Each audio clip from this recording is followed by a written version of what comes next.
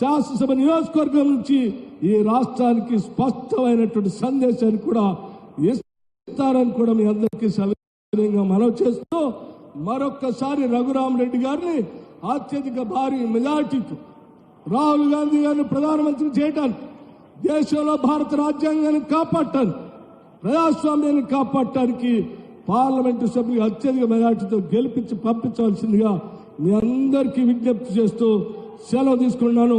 జై హింద్, జై కాంగ్రెస్. భట్టి గారికి ధన్యవాదాలు. ఇప్పుడు మన పోరాట యోధుడు, ఉద్యమకారుడు, యువ ముఖ్యమంత్రి రేవంత్ రెడ్డి గారిని మాట్లాడవలసిందిగా కోరుతా ఉన్నాను.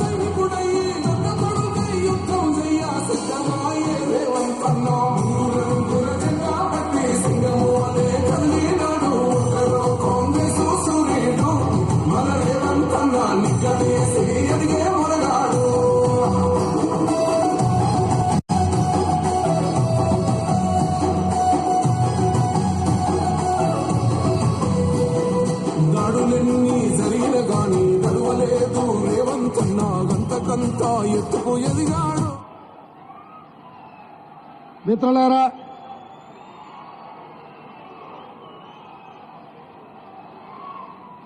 శ్రీమతి సోనియా గాంధీ, శ్రీ మల్లికార్జున్ ఖర్గే గారు, శ్రీ రాహుల్ గాంధీ గారు ఖమ్మం పార్లమెంటు నియోజకవర్గానికి కాంగ్రెస్ పార్టీ అభ్యర్థిగా రామసాయం రఘురామరెడ్డి గారిని ఈ ఎన్నికల బరిలో దించితే కొత్తగూడెం శాసనసభ్యులు కూనంనేని సాంబశివరావు గారి అధ్యక్షతన ఇంత పెద్ద ఎత్తున సమావేశాన్ని ఏర్పాటు చేసి ఎర్రటెండలో మాడు పగులుతున్న లెక్క చేయకుండా కాంగ్రెస్ పార్టీని ఎన్నికల్లో దేశంలోనే అత్యధిక మెజారిటీ ఇచ్చి ఈ ఖమ్మం గడ్డ మీద 3 రంగుల జెండా ఎగరేయడానికి ప్రాణ సమానులైన కాంగ్రెస్ పార్టీ కార్యకర్తలు, కమ్యూనిస్టు సోదరులు వేలాదిగా తరలివచ్చి ఆశీర్వదించినందుకు మీకు అందరికీ మనస్ఫూర్తిగా ధన్యవాదాలు, కృతజ్ఞతలు. మిత్రులారా, ఈరోజు రామసాయం రఘురామరెడ్డి గారికి అండగా నిలబడడానికి మా మిత్రులు ఉప ముఖ్యమంత్రి వర్యులు భట్టి విక్రమార్క గారు, మా సహచర మంత్రివర్యులు తుమ్మల నాగేశ్వరరావు గారు, మా సోదరుడు మంత్రివర్యులు పొంగులేటి శ్రీనివాసరెడ్డి గారు,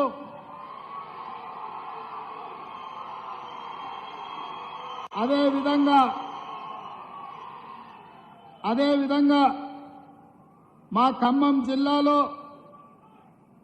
అందరూ శాసనసభ్యులు, మా అక్క మాజీ కేంద్ర మంత్రివర్యులు, రాజ్యసభ సభ్యులు శ్రీమతి రేణుకా చౌదరి గారు, అదేవిధంగా రాష్ట్ర నాయకులు, జిల్లా నాయకులు, మండల పార్టీ అధ్యక్షులు, ప్రాణ సమానులైన గ్రామ పార్టీ అధ్యక్షులు, సిపిఎం నాయకులు, సిపిఐ నాయకులు, తెలంగాణ జనసమితి కోదండరాం గారి అభిమానులు అందరూ కలిసి కట్టుగా ఇండియా కూటమిని ఈ దేశంలో అధికారంలోకి తేవాలన్న ఆలోచనతో శ్రీ రాహుల్ గాంధీ గారిని ఈ దేశ ప్రధానమంత్రిని చేయాలన్న ఆలోచనతో ఈరోజు మీరందరూ రావడం సంతోషం.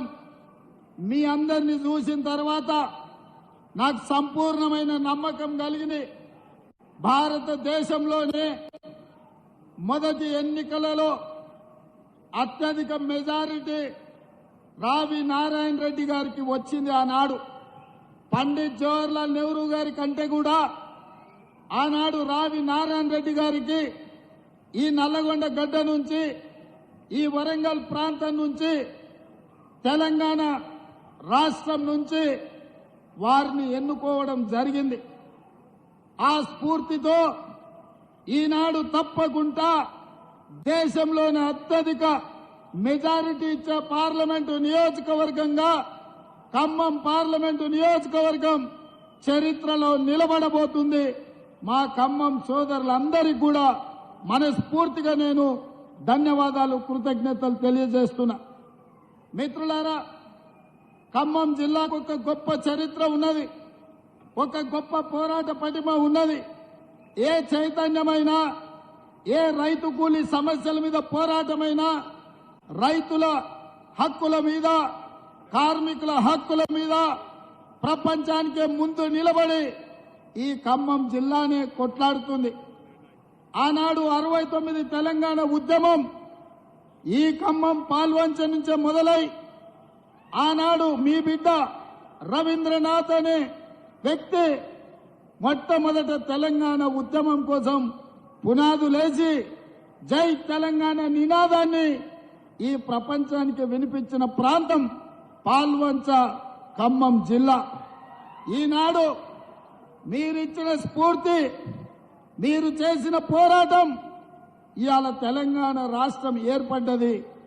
ఏర్పడ్డ తెలంగాణ రాష్ట్రంలో నేను నిశితంగా గమనిస్తున్న ఖమ్మం జిల్లాను 2014, 2018, 2023 మూడు ఎన్నికల్ని నిశితంగా గమనిస్తే ఈ ప్రాంత ప్రజలు ఎంత చైతన్యవంతులో, ఎంత విలక్షణమైన తీర్పిస్తారో, ఒక మనిషిని దుర్మార్గుడు, దుష్ట ఆలోచన ఉన్నవాడని అందరికంటే ముందు ఎట్లా పసిగడతారో మిమ్మల్ని చూసి నేర్చుకోవాల్సిన అవసరం ఉన్నది.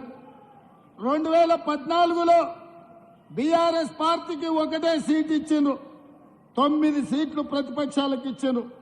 2018లో బీఆర్ఎస్ కు ఒకే ఒక సీట్ ఇచ్చిండ్రు.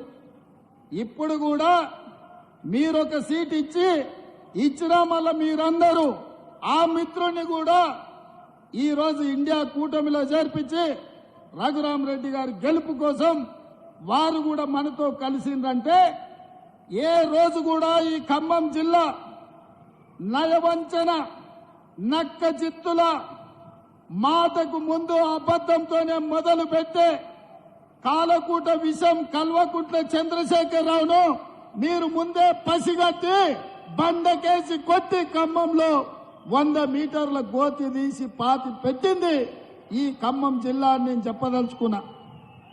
అందుకే మిత్రులారా, మీ చైతన్యం, మీ పోరాటం, మీ పట్టుదల మిగతా తెలంగాణ ప్రాంతానికి ఆదర్శం. మా మిత్రుడు బట్టి విక్రమార్క గారితో నేను అప్పుడప్పుడు అంటుంటా, నవ్వుకుంటా, అయ్యా నాయన ఎవరితోనైనా పెట్టుకోవచ్చు కానీ మీ ఖమ్మం జిల్లా వాళ్ళతో పెట్టుకోవద్దు.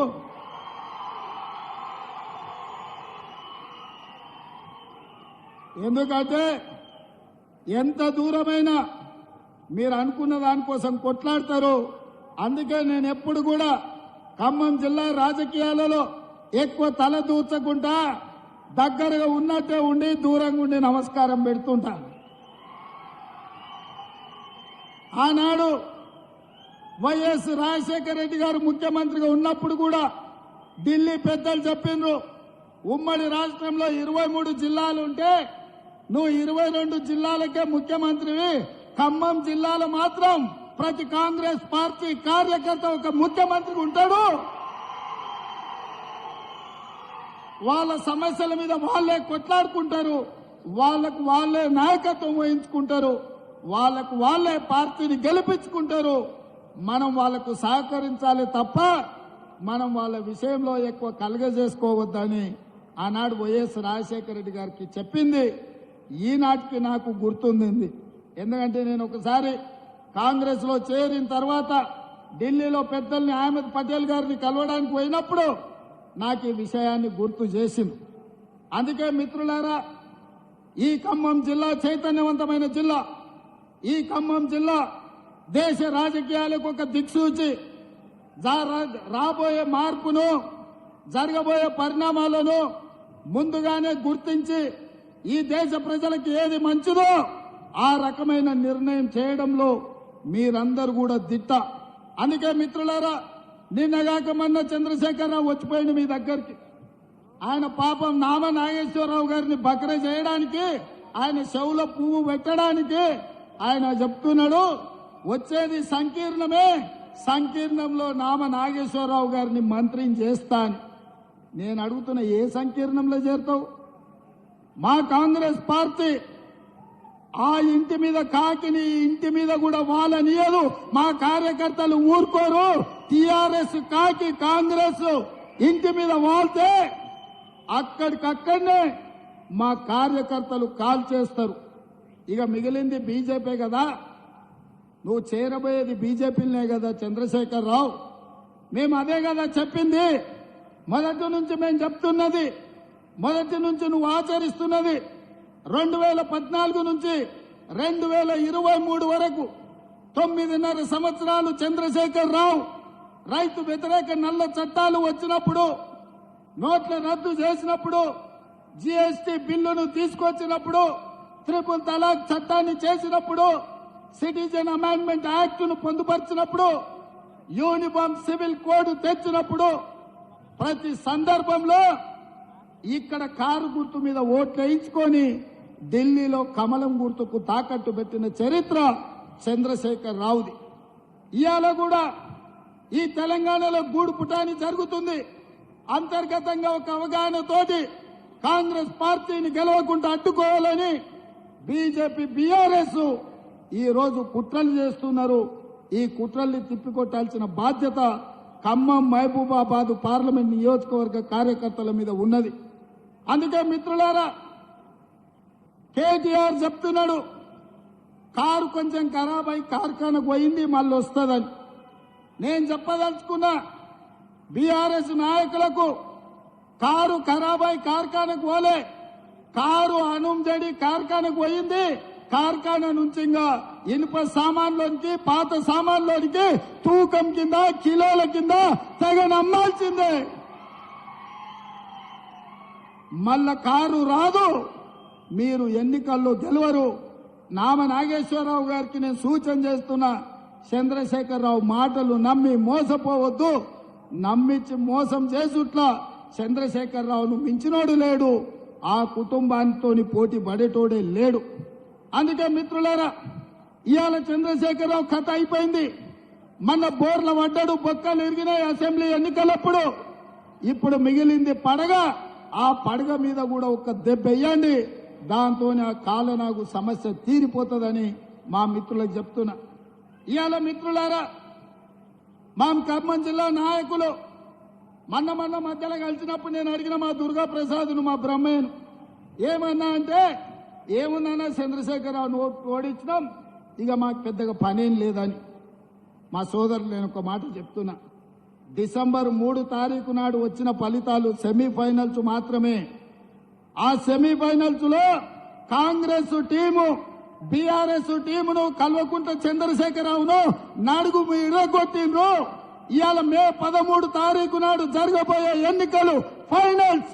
ఆ ఫైనల్స్ లో Telangana team versus Gujarat team. ఆ టీం కు నరేంద్ర మోడీ నాయకత్వం వహిస్తే తెలంగాణ టీం కు రాహుల్ గాంధీ గారు నాయకత్వం వహించబోతున్నారు. అందుకే మిత్రులారా, ఇవాళ మా తెలంగాణ 4 కోట్ల టీం మిత్రుల్ని, మెంబర్లని, సభ్యులని నేను అడుగుతున్నా, ఇవాళ గుజరాత్ను ఓడిద్దామా లేదా? గుజరాత్ను ఓడిద్దామా లేదా? గుజరాత్ను ఓడిద్దామా లేదా? మన తెలంగాణను గెలిపించుకుందామా లేదా? ఫైనల్స్ లో మనం గెలిచి ఛాంపియన్షిప్ మనం గుంజుకుందామా లేదా? మరి ఫైనల్స్ లో మనం గెలవాలి అంటే ఖమ్మం జిల్లాలో, ఖమ్మం పార్లమెంట్ లో రఘురామరెడ్డి గెలవాలి. మహబూబాబాద్ పార్లమెంటులో మిత్రుడు మాజీ మంత్రివర్యులు బలరాం నాయక్ గెలవాలి.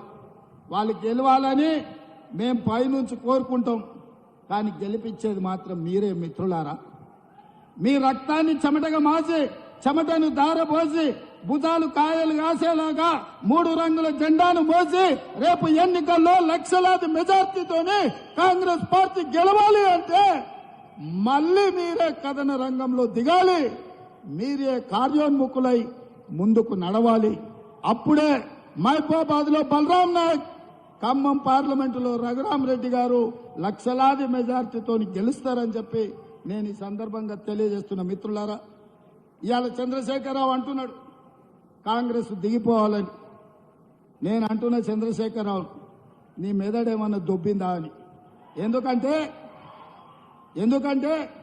10 ఏళ్ళు ఈ దేశాన్ని పట్టి పీడించిండు నరేంద్ర మోడీ. 10 ఏళ్ళు ఈ రాష్ట్రాన్ని దోసుకున్నావు నువ్వు. ఈ దేశాన్ని పట్టి పీడించి ఆనాడు సోనియమ్మ తెలంగాణ రాష్ట్రంతో పాటు మీ ఖమ్మం జిల్లాలో బయ్యారంలో ఉక్కు కర్మాగారం ఇచ్చింది. వరంగల్ జిల్లాలో రైల్వే కోచ్ ఫ్యాక్టరీ ఇచ్చింది. రంగారెడ్డి జిల్లాలో ఐటీఐఆర్ కారిడార్ ఇచ్చింది. ఆదిలాబాద్ జిల్లాకు గిరిజన యూనివర్సిటీ ఇచ్చింది. నల్గొండ జిల్లాకు ఐఐటి ఇచ్చింది. మెదక్ జిల్లాకు ఐఐఎం ఇచ్చింది. మహబూబ్ నగర్ జిల్లాకు పాలమూరు రంగారెడ్డి ఎత్తిపోతల ప్రాజెక్టును ఇచ్చింది. వీటన్నిటిని కూడా పడావు పెట్టి పండబెట్టి తెలంగాణకు అన్యాయం చేసింది, తెలంగాణకు ద్రోహం చేసింది భారతీయ జనతా పార్టీ. మరి అట్లాంటి భారతీయ జనతా పార్టీ ఇవాళ ఎన్నికల్లో ఓట్లు అడుగుతున్నది. ఇదే కాదు, మన పార్లమెంటు బడ్జెట్ సమావేశాల సందర్భంగా నరేంద్ర మోడీ గారు తెలంగాణను అవమానించిండ్రు. తెలంగాణ రాష్ట్ర ఏర్పాటు ప్రక్రియ తలుపులు మూసి కాంగ్రెస్ చేసింది. సోనియమ్మ తల్లిని చంపి బిడ్డను బతికించింది, తెలంగాణ రాష్ట్రం ఇచ్చిందని. నేను బీజేపీ నాయకులను అడుగుతున్నా, మీకేమైనా సిగ్గుందా మళ్ళీ మా తెలంగాణకు వచ్చి సీట్లు అడగడానికి, ఓట్లు అడగడానికి? తెలంగాణ ఏమి ఇవ్వకపోను ఇవాళ తెలంగాణను అవమానించుకుంటూ మాట్లాడింది. అందుకే మిత్రులారా, ఇవాళ ఈడొకటి ఉన్నది. రగన్నాథ్ తీసుకో, అదే సాంశీరావు అన్నప్పుడు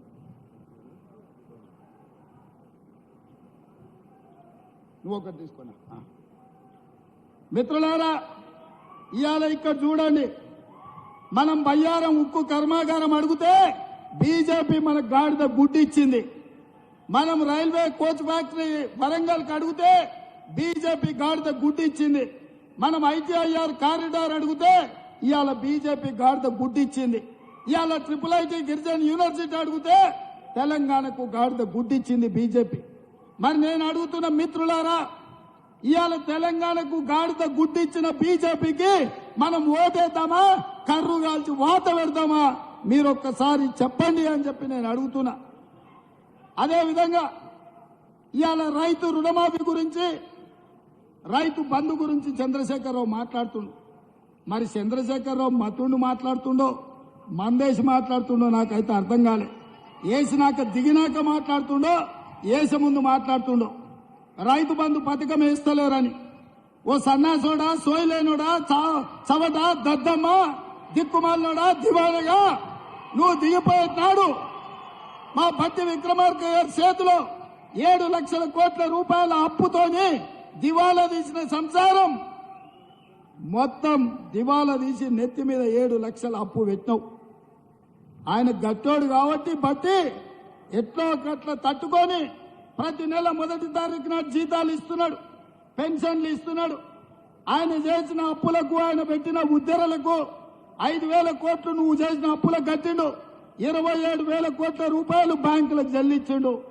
ఇవాళ ఆల్రెడీ 69 లక్షల మంది రైతులుంటే 64 లక్షల మంది రైతులకు రైతు భరోసా పథకంలో వాళ్ళ ఖాతాల పైసలు వేసిండు. ఇక మిగిలింది 4 లక్షల మంది రైతులే. మిత్రులారా, మీరు రాసుకోండి. ఈ తెలంగాణ రాష్ట్రంలో కాంగ్రెస్ వచ్చిన తర్వాత రైతు భరోసా పథకంలో 7,500 కోట్లలో 69 లక్షల మంది ఉంటే ఆల్రెడీ 65 లక్షల మందికి రైతు భరోసా పథకం వేసినాం. మిగతా 4 లక్షలకు ఈ నెల 8 తారీఖు లోపల ప్రతి చివరి రైతు వరకు, ఆఖరి వరకు ఉన్న వాళ్లకు అందరికీ రైతు భరోసా పథకాన్ని, మిగిలిన బకాయిలను చెల్లించే బాధ్యత మాది. ఒక పక్కన జీతాలు ఇచ్చుకుంటూ అంగన్వాడీ వర్కర్లు, ఆశా వర్కర్లు, బడులలో మధ్యాహ్నం భోజనం వండే వర్కర్స్ నుంచి ప్రతి వాళ్లకు ప్రతి నెల 1వ తారీఖు నాడు జీతాలు ఇస్తూ నువ్వు నెత్తి మీద పెట్టిన కుంపటి 7 లక్షల కోట్ల అప్పుకు 27,000 కోట్ల రూపాయలు మెత్తి కట్టుకుంటూనే మా రైతుల పట్ల ప్రేమ ఉన్న మేము 150 రోజులు తిరిగే లోపలనే 7,500 కోట్ల రూపాయలు ప్రతి చివరి రైతు వరకు రైతు భరోసా పథకాన్ని అమలు చేస్తున్నాం. ఈ సన్నాసి సోయి లేకుండా వచ్చి కేసీఆర్ దిగిపోయిండు, రైతు భరోసా ఆగిపోయింది అంటాడు. వస్తావా నువ్వు? మే 9 తారీఖు నాడు అమరవీరుల స్తూపం ముందు చర్చ పెడతాం. అమరవీరుల స్తూపం సాక్షిగా ఈ రాష్ట్రంలో ఎవరికైనా ఏ రైతుకైనా, అది ఖమ్మం కావచ్చు, కొత్తగూడెం కావచ్చు, ఆదిలాబాద్ కావచ్చు, అలంపూర్ కావచ్చు, అచ్చంపేట కావచ్చు, కొడంగల్ కావచ్చు, లేకపోతే మదిర కావచ్చు, ఏ రైతుకైనా ఈ నెల 9 తారీఖు లోపల ఏ ఒక్క రైతుకైనా బకాయి ఉంటే నేను సవాలు చేస్తున్నా, అమరవీరుల స్తూపం ముందు ముక్కు నేలకు రాసి క్షమాపణ చెప్తా. ఒకవేళ అందరు రైతులకు రైతు భరోసా పథకంలో నిధులు వస్తే నీ ముక్కు నేలకు రాసి క్షమాపణ చెప్తావు ఆ చంద్రశేఖరరావు అని నేను అడుగుతున్నా. ఆయన సిగ్గులేనోడు, ముక్కెట్లాగింత పొడుగుంది, రాసినా రాస్తాడు. ఏంటంటే రాస్తే కొంచెం అరిగితే పోయేదే ఉందిలే, ఇంత పెద్దగా ఉందని. అట్లాంటోడు ఈరోజు ఈ రాష్ట్రంలో మనకు ప్రధాన ప్రతిపక్ష నాయకుడు ఉన్నాడు. అది మన దురదృష్టం. ఇదే కాకుండా అల్లుడు రైతు రుణమాఫీ ఎప్పుడు చేస్తామని నేను ఆ సన్నాయోనికి చెప్పిన 15 ఆగస్టు లోపల చేస్తారా భయ్, నువ్వు చేసిన అప్పులు కడుతున్నా, జర కూడా తీసుకోవాలి సంసారాన్ని కడతా అని. నువ్వు 15 ఆగస్టు లోపల చేస్తే నేను రాజీనామా చేస్తే సవాల్ అన్నాడు. సరే మంచిది, రాజీనామా పత్రం జేబులో పెట్టుకో అని మన సిద్దిపేట పోయి చెప్పిన. ఈ సిద్దిపేటకు శనీశ్వరరావు పట్టుకున్నాడు, 15 ఆగస్టు లోపల వదిలిస్తాను. ఇప్పుడు కూడా కొత్తగూడెం నుంచి ఈ శనీశ్వరరావుకు సూటిగా సవాలు విసురుతున్నా, సూటిగా సమాధానం చెప్తున్నా. 15 ఆగస్టు లోపల భద్రాచలం రాముల వారి సాక్షిగా రైతులకు తెలంగాణ రాష్ట్రంలో 2 లక్షల రూపాయల రుణమాఫీ చేసి ఈ రాష్ట్రానికి పట్టిన చీడ పీడ శనీశ్వరరావును సిద్దిపేటలోనే పాతరేసే విధంగా రైతు రుణమాఫీ చేసే బాధ్యత నేను తీసుకుంటా. నువ్వు మాట మీద ఉండే మనిషివే అయితే దూలం లెక్క పెరిగిండు కానీ దూడకున్న బుద్ధి కూడా హరీష్ రావుకు లేదు. మొదట్లోటి చెప్పి మధ్యలో చోటు చెప్పి చివరికి పారిపోదామని ఎత్తుగడలు వేస్తున్నాడు.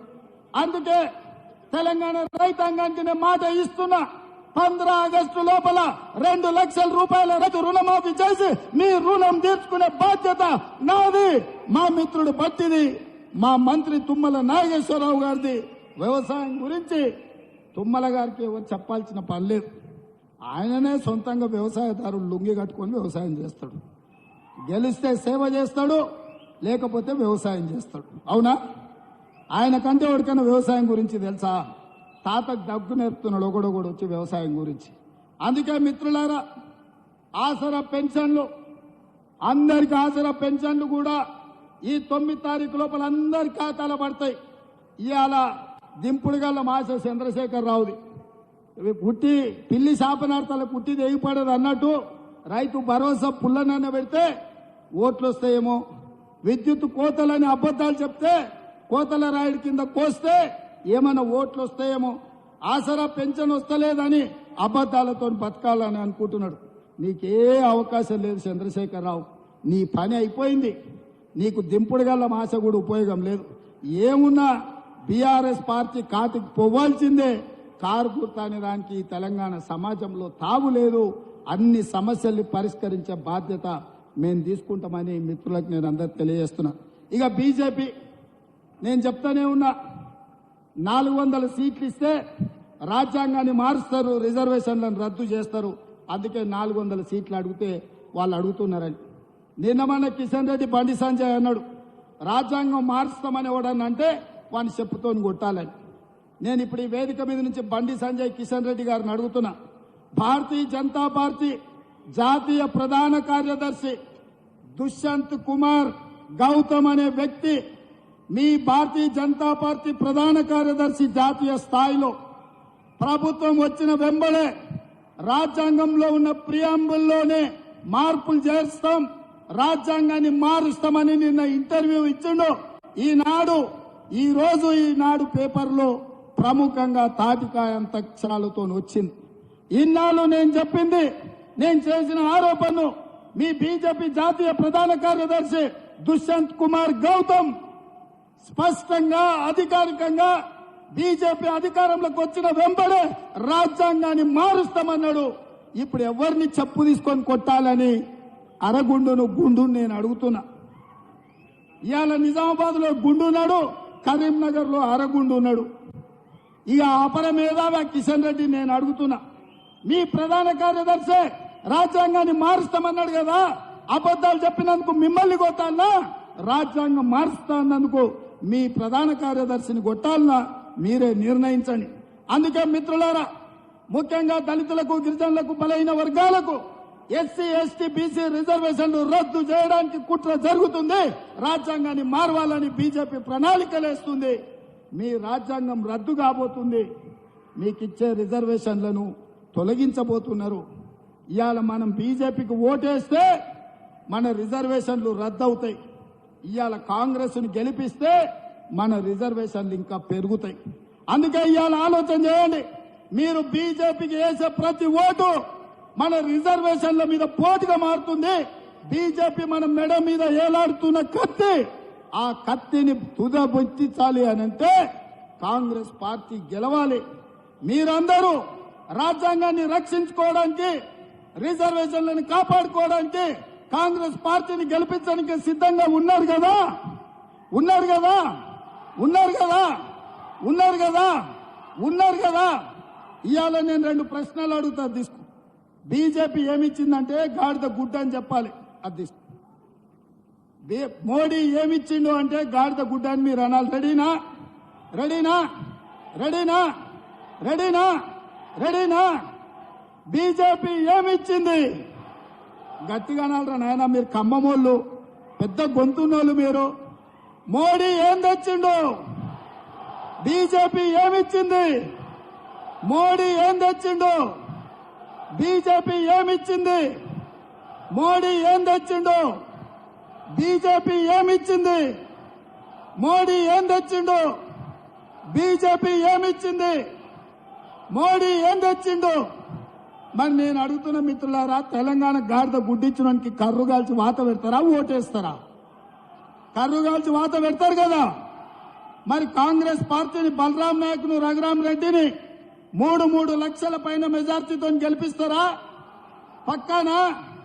నేను 3 లక్షలు అంటే మీరు పక్కా అనాలి. మరి 3 లక్షలు, 3 లక్షలు, 3 లక్షలు, 3 లక్షలు, 3 లక్షలు, 3 లక్షలు, 3 లక్షలు, 3 లక్షలు. గట్టిగా అనురా నాన్న, ఇంకా గట్టిగా అనాలి, మోడీకి వినిపించాలి. 3 లక్షలు. జై కాంగ్రెస్, జై జై కాంగ్రెస్. హస్తం గుర్తుకే, హస్తం గుర్తుకే. ధన్యవాదాలు సోదరులారా.